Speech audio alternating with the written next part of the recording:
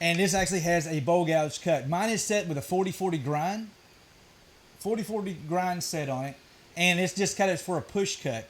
But bowl gouges, you can do a lot of things with a bowl gouge, like something that takes place of a skew and all kinds of stuff like that there. You can actually use this for so much stuff. Really recommend a bowl gouge. And this is I think this is a 3/8 with a 1/4 inch flute is one of my big go-tos. And especially if you got like a bench top lathe, that would be ideal. This is what they call a spindle roughing gouge. And it basically it's just flat. It's got a big, deep flute in the middle of it right here. And this is all cut at a 40-degree grind. That is basically for trimming up like longer pieces, or say like a wine, or you got a piece like that there, you want to thin it out, you would use something like this right here. It's super easy. Morning, Kenneth. How you doing, dude? So that's right there, and there's the skew. And a skew's another one important one. So if I had to tell you like the ones I would start off with personally that I use the most, it would be these four dudes right here.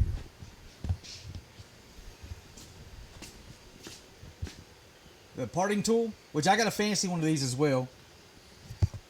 3/8 bowl gouge. Love bowl gouges. Once you get the hang of bowl gouges, there's just nothing to them. This is the spindle roughing gouge.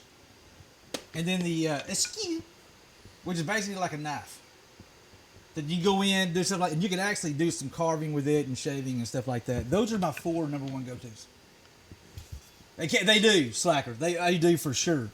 All right, let me turn TTS back on. I hope that answers your kind of your questions. Oh, and the grinder. Let me show you the grinder. This is a setup I have because he's trying to get set up, guys, so we can. This is my grinders, and this is not cheap. I don't even want to pretend like it is. I had to save up for this dude right here. But this is my Rikon 8-inch slow speed grinder. Do not use a regular high speed grinder because they go too fast. They'll get the metal way too hot. It'll literally, basically, it gets so hot that it will actually lose its hardness because of the heat. So you want a slow speed grinder. I wound up going with CBN wheels, but I went on the longest time with the white, I forgot, white rock material that was on there. I use them forever, but you got to redress those all the time. This setup you see right here, this is the Wolverine sharpening system. I actually ordered a second one of these dudes right here. There is a piece, and I think it fell behind. Anyway, they got another jig. This comes out like so. There's that magnet. And then they got another piece that slide in. It has a little cradle on the inside of it down here. That comes out, and they have a place with a cradle. Then you put another jig, you put your bowl gouge in, it actually holds you the right position. You basically just got to rock it back and forth. And that's a really easy way to sharpen. I realized I was getting really lazy with that, and I didn't use it as much as I should. So I picked up the 40-40 push cut, and that's kind of been my my jam ever since. All right, I hope that answers your question there. CBN is an outstanding investment, but again, if I had to start, slow speed grinder is definitely a. Let me turn this here off. Anyway, we should be back.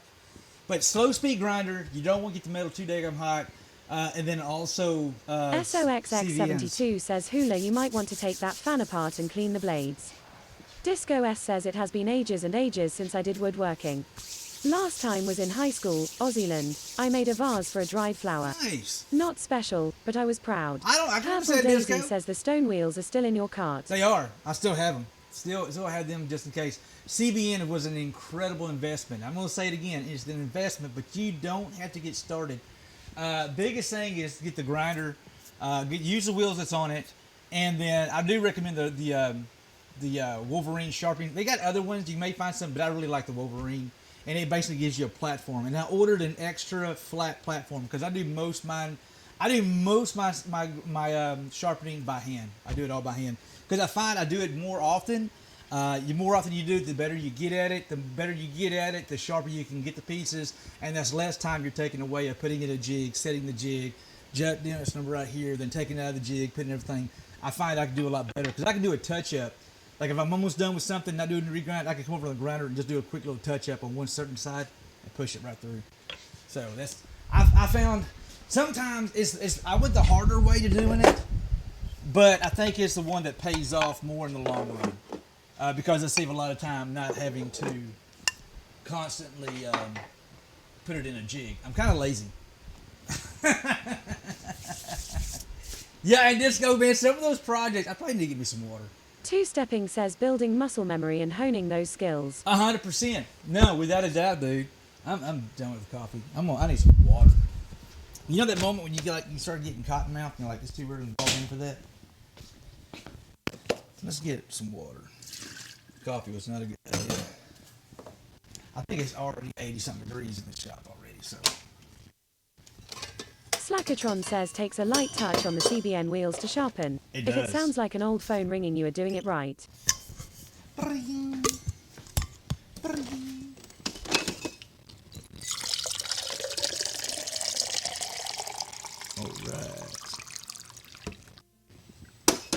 So I'm trying to decide if I want to do a mortise on the top.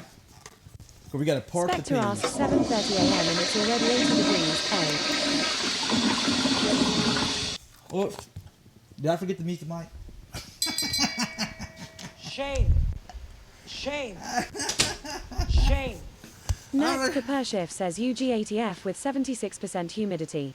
Disco S says I will have to find what I did way back when. Take a picture and send it to your Discord. Do it! I want to see it, man. I definitely want to see it, Disco. I love seeing those big early projects.